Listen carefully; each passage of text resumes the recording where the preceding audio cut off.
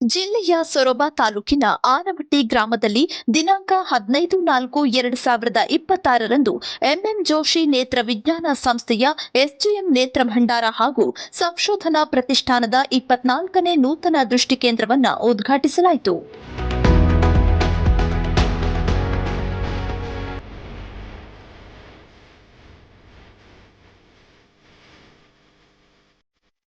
MM Joshi ನೇತ್ರ ವಿಜ್ಞಾನ ಸಂಸ್ಥೆಯು ಉತ್ತರ ಕರ್ನಾಟಕದ ಪ್ರಮುಖ ನೇತ್ರ ಚಿಕಿತ್ಸಾ ಸೂಪರ್ ಸ್ಪೆಷಾಲಿಟಿ ಆಸ್ಪತ್ರೆಯಾಗಿದ್ದು 1967ರಲ್ಲಿ ಪದ್ಮಶ್ರೀ ಡಾಕ್ಟರ್ ಎಂಎಂ ಜೋಶಿ ಸ್ಥಾಪಿಸಿದರು.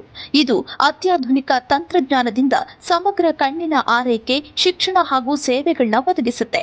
ಎಸ್ಜೆಎಂ ನೇತ್ರ ಭಂಡಾರ ಹಾಗೂ ಸಂಶೋಧನಾ ಪ್ರತಿಷ್ಠಾನದ ಮೂಲಕ ಉಚಿತ ಕಣ್ಣಿನ ತಪಾಸಣೆ ಶಿಬಿರಗಳನ್ನು ಹಾಗೂ ಶಸ್ತ್ರಚಿಕಿತ್ಸೆಗಳ ಮೂಲಕ ಲಕ್ಷಾಂತರ ಬಡ ಜನರಿಗೆ ಸಹಾಯ ಮಾಡುತ್ತಾ ಬಂದಿದೆ.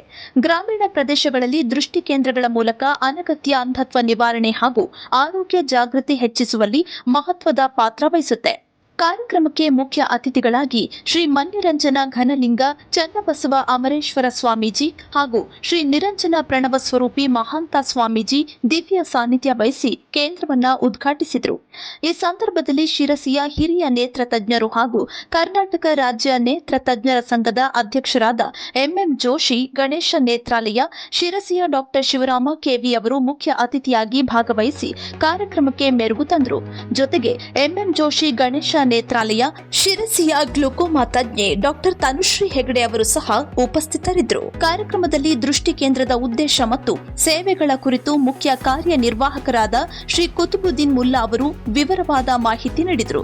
ಶಿಬಿರದ ಅಂಗವಾಗಿ ಭಾಗವಹಿಸಿದವರಿಗೆ ಉಚಿತ ನೇತ್ರ ತಪಾಸಣೆ ನಡೆಸಲಾಗಿದ್ದು, ಬಿಪಿಎಲ್ ಕಾರ್ಡ್ ಹೊಂದಿದವರಿಗೆ ಉಚಿತ ಕಣ್ಣಿನ ಶಸ್ತ್ರಚಿಕಿತ್ಸೆಗೆ ಆಯ್ಕೆ ಮಾಡಲಾಯಿತು.